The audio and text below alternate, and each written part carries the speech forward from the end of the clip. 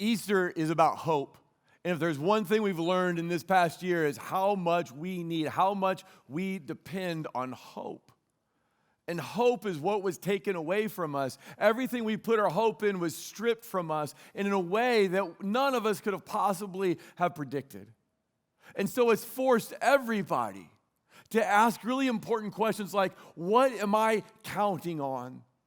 Am I building a foundation in my life that can't be taken away by circumstances that are outside of my control? See, there's only one hope that will sustain you in the best and the worst that life has to offer, and it's the hope that Christians have been celebrating on Easter for the past 2,000 years. See, for the past 2,000 years, Christians have gathered on Easter not to say the life expectancy has risen, not to say our popularity has risen, not to say the employment rate has risen, not to say that our political party has risen to power. No, for the past 2,000 years, the only hope that has sustained Christians on every continent, in every culture, through poverty and hardship and disease and sickness and death, that hope has been this historical fact. Jesus is risen from the dead. Remember back in 5th grade when you had this assignment to predict what your life was going to be like in 10 years? Like you're 10 years old and they say, hey, we'll have some fun. We're going to have you write down what you think the 10 years is going to be like in the future, and then we're going to put it right next to your picture in the yearbook. Well, a kid named Kevin was 10 in 2010, and so when they asked him to predict what the future was going to be like in 10 years, that's 2020, and they took his answer, and they did what they said they were going to do. They put it right by his picture in the yearbook. So here's what Kevin said 2020 is going to be like. My prediction for year 2020 is that everyone will live peacefully, and they will cure every disease there is. Not a great prediction, Kevin. We don't really want your advice on our investments or to know what you think about Bitcoin's future, right? I mean, a lot can happen in a year. And in the last year, life has changed, and not so much for the better, not for a lot of people. There's been about 3 million deaths worldwide from COVID. But besides the sickness and disease and death and people having to die alone in hospitals because of the COVID restrictions, there have been other hardships. People have had to do school online. Proms were canceled, graduations canceled, vacations canceled, sports canceled, weddings postponed. People lost their jobs. People lost businesses that they'd spent most of their life trying to build. People were told to go work at home and then spent hours and hours in Zoom meetings. Families were trying to have parents work in one part of the house where kids went to school in another part of the house. What could possibly go wrong? Well, evidently a lot, because it led to increased stress, increased anxiety. We were already experiencing historic highs in depression, and depression rates in 2020 quadrupled, increase in domestic violence, increase in suicide. But it wasn't just COVID and the effects that came with it. It was also that the nation watched George Floyd die. And there were civil unrest, protests around the nation and around the world. Many of them peaceful, some of them turned violent. And then on top of that, there was a divisive national election that tore friendships and families apart. A lot can change in a year. If I had told you all this was going to happen at the beginning of 2020, you would have never have believed me. I mean, Zoom school was not even a thing. But as much as things changed in the past year, what if I told you more could change in 3 days? What if I told you that in just 3 days, the world, it changed forever? On Friday, Jesus was crucified. On Friday, Mary cried over the body of her dead son. On Friday, the disciples were shocked. They thought Jesus was going to defeat his enemies, not die for them. They thought Jesus was going to sit on an earthly throne, not a heavenly one. Their life was completely turned upside down. They expected to sit with Jesus in the C-suite, in all the power positions. Instead, they found themselves running from the Roman authorities like common criminals. I mean, if the Romans had crucified Jesus, maybe they were next. Maybe they'd crucify his followers after that. So they went into a room and hid and locked the door. We live in a Friday world. On Friday, you get the diagnosis. On Friday, you lose your job. On Friday, you file papers. On Friday is death. On Friday, all your hopes are crushed. All your expectations that you have about how your life is going to turn out, they're all gone. We live in a Friday world. Do you ever feel like it's Friday? On Saturday, Jesus laid in a tomb. That Saturday is the only day in the last 2,000 years that everybody has agreed that Jesus was dead. Joseph of Arimathea had taken him down from the cross and taken his body to be buried in his own personal tomb. That tomb was surrounded by an armed guard. We don't know much about what happened on Saturday.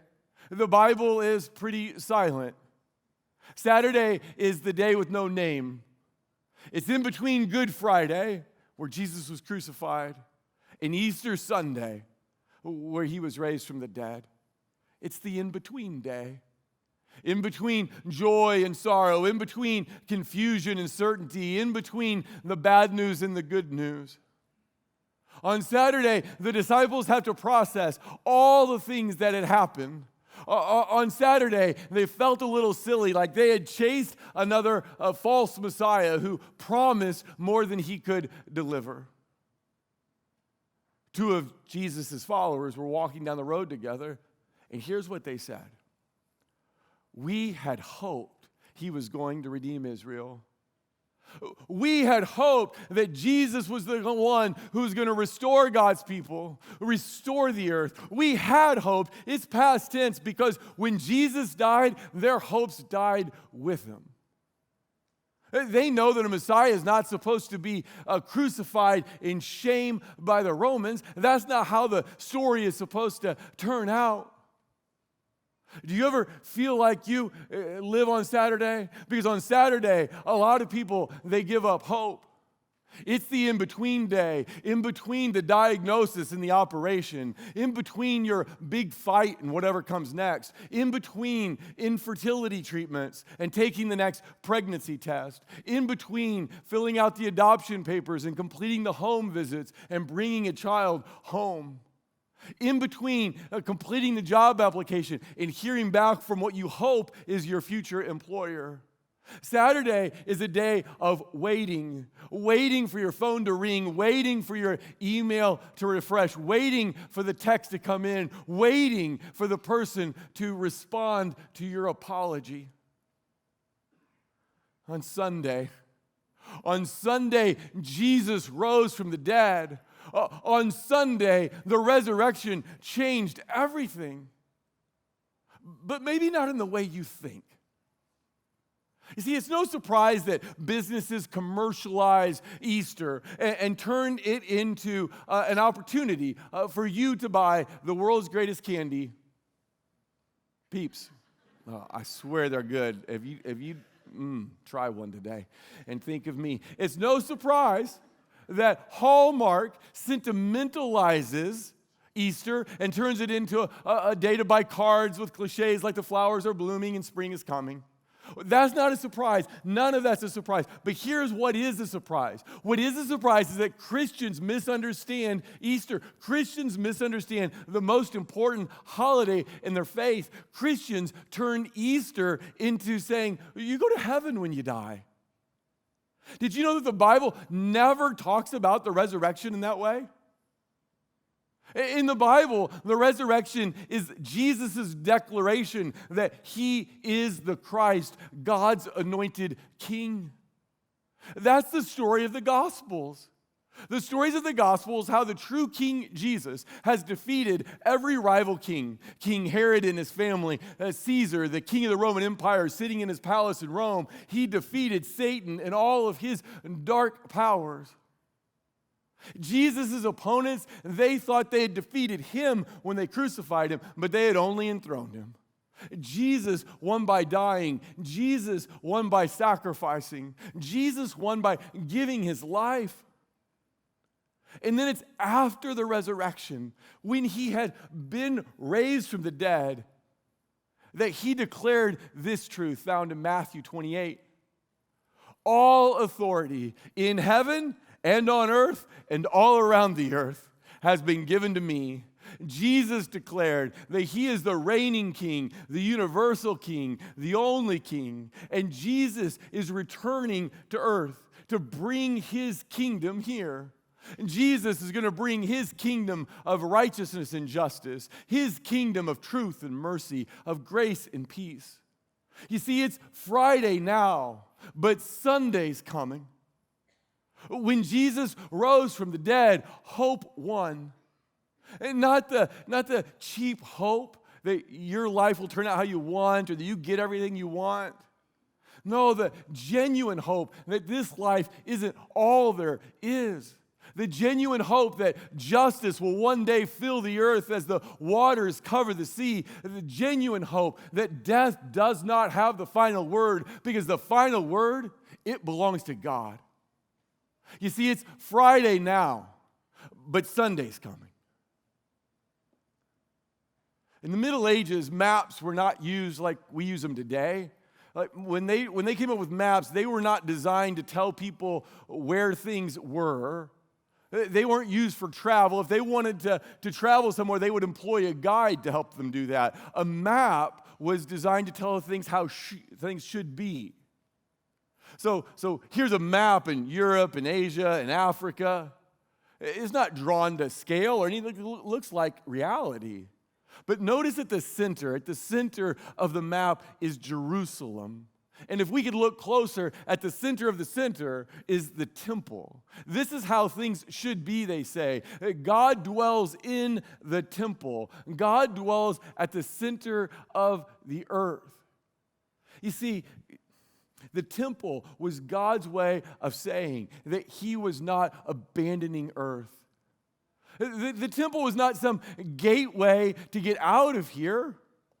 The temple was a bridge to say heaven is coming to earth. God created the world, and now he's reclaiming it. He's redeeming it. He's returning to it. The temple was Normandy Beach on D-Day. It is the place that heaven invades earth. Maybe you remember several years back, there was a movement that was spread across the country. It's called Occupy Wall Street. So they started just by sitting down on Wall Street to occupy it. But this movement sprang a new slogan, and this slogan said, "Occupy Earth." And I don't know if they know it, but they ripped it off of Jesus. Because that's what Jesus is going to do. Occupy Earth, or it'd be better to say he's going to reoccupy it. And when Jesus reoccupies Earth, he's going to evict sin and rule in truth and justice and love. He's going to occupy the whole earth. He's going to occupy Hollywood and Silicon Valley and Washington, D.C. and every capital around the globe. He's going to occupy the throne of every person who follows him. See, Jesus did not teach us to pray, "Our Father in heaven, when do we get to go up there?" He taught us to pray, "Our Father in heaven, may your will be done on earth as it is in heaven."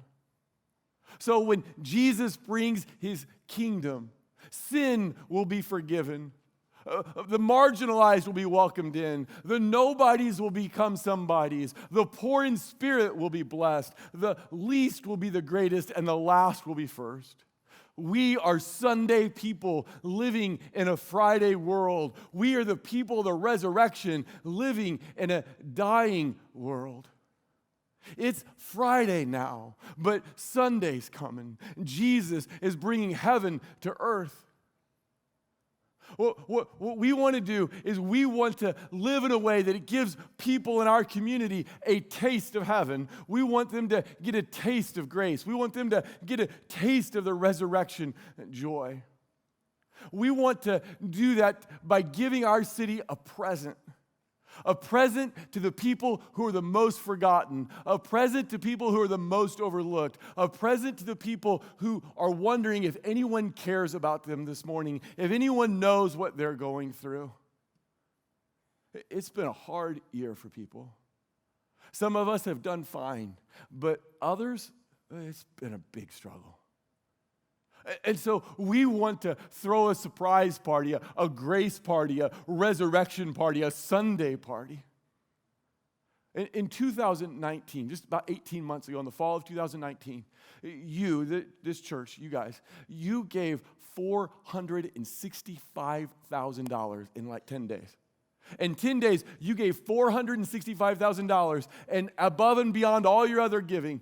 And with that, we together paid off $5 million in medical debt that was keeping poor people in bondage. And you remember, if you were here, you remember everything went nuts. The town was talking about it. We were getting emails from states, several states away. People were putting it on the news. Other churches were inspired to love their community in a similar way because you cared about people that everybody else had forgotten about. So I wonder if we could make today another special day, a special day for people who are hurting. As of Good Friday, 2 days ago on Good Friday, there were 536 families in our community that were on the utility disconnect list.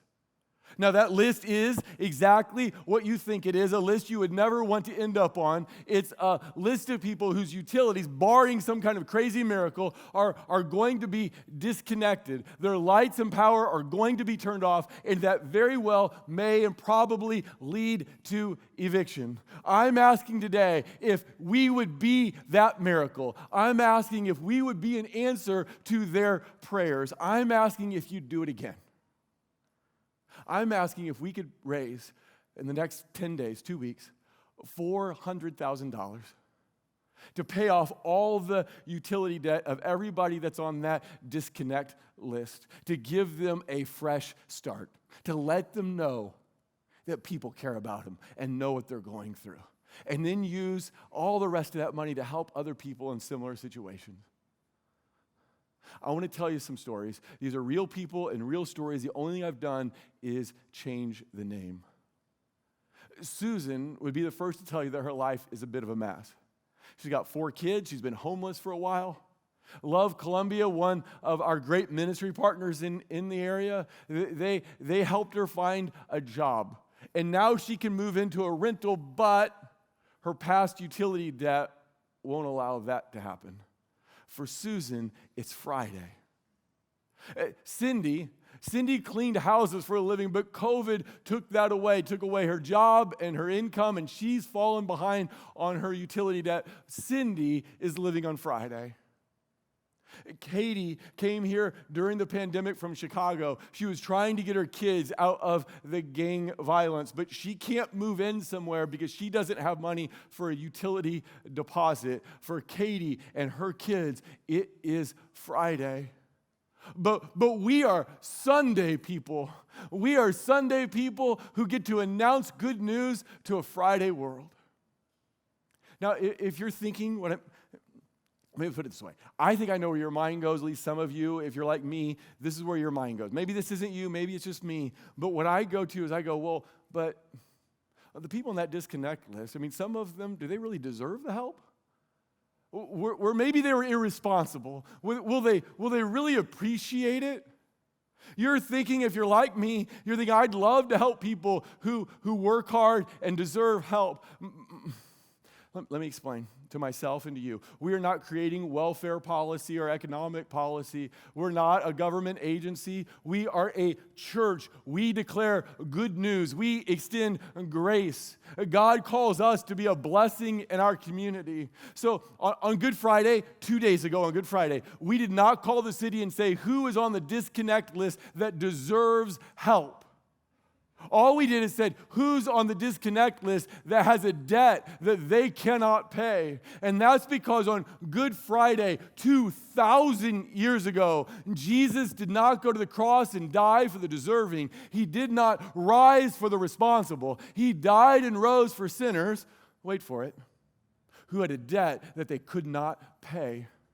He died and rose for sinners like you and me. So I'm asking you if you would give.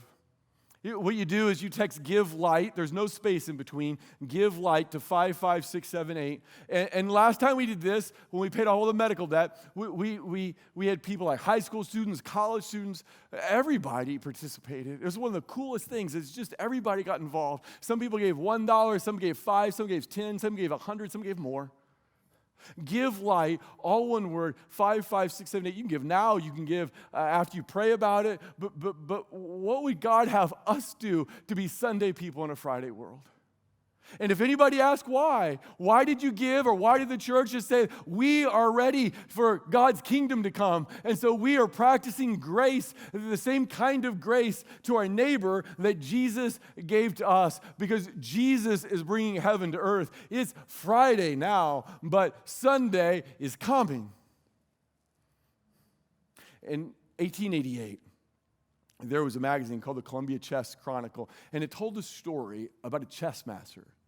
He went to a guy's house, a party, a house he'd never been to, and in the parlor hung a painting. And he stopped, because he's a chess master, he stopped and looked at the painting. This is the painting. The title of the painting is called Checkmate. And you can see it, Satan on one side, playing against a hapless soul on the other. Satan has most of the guy's pieces. The guy looks like he knows defeat is around the corner. Even the angel has lost hope. But this chess master, he stopped and he looked at that painting and he said, whoa, time out, guys, time out. I don't think something's wrong about this. And he goes, get the chess set. Get the guy's chess set. They reassemble the board right there in the parlor. And he goes, look, the king has one more move. And a few moves later, the tables had been turned and Satan had lost. The king has one more move. When Israel was fleeing Egypt and the Egyptians were pressing in behind them, and Israel had come up to the Red Sea, and the Egyptian armies were right there, it looked like the game was over. Egypt, they called checkmate. But what the Egyptians did not know is that the king had one more move, and he parted the sea, and God's people walked through on dry land. The Philistines, they opposed Israel. They oppressed them. The Philistines had all the technology and all the power. They even had a giant fighting their battles. The Philistines called checkmate on Israel. But what the Philistines didn't know is that the king, he had one more move. And David took a rock and toppled Goliath. Shadrach, Meshach, and Abednego, they refused to bow down to the idols of Babylon. Everybody else was willing to bow down and pay homage to the national idols, but they said, no, we worship one God and him alone. And King Nebuchadnezzar said, you'll either bow down or you'll go into the fiery furnace. And so into the furnace they went, and King Nebuchadnezzar, he yelled, checkmate. But what King Nebuchadnezzar did not know is that Shadrach, Meshach, and Abednego worshiped a greater king, and that king, he had one more move. And they walked out of the fire, and they didn't even smell like smoke. On Friday, death and evil, injustice and sickness, all the oppression, all the political powers, Satan himself, they called checkmate on Jesus. He'd been crucified. He'd been buried. He was dead. But what Satan and all the powers of this world did not know is that the king has one more move. And Jesus rose from the dead and offers forgiveness to all who will turn from their sin and put their trust in him. You see, you might feel like life has called checkmate on you. That the circumstances, your own past mistakes have called checkmate on you. Checkmate on your marriage, checkmate on your family, checkmate on your finances, checkmate on your mental health. But what you need to know is that your king, He's got another move. See, people in our community, they feel like checkmate has been called on them. Some of them have incredible struggles. They've found themselves in holes that they don't know how they'll ever get out. But we have a message of hope. We have a message of hope for a dying world. And that is this: the tomb is empty. Jesus is alive. So Christians, now is not the time to quit. Now is the time to press on, to sacrifice in generosity, to press on, to love and good deeds. Now is not the time to quit, but Christians, now is the time to press on in prayer and faith, because our King, the only King, the true King, my King, He's got one more move. Would you stand and pray with me?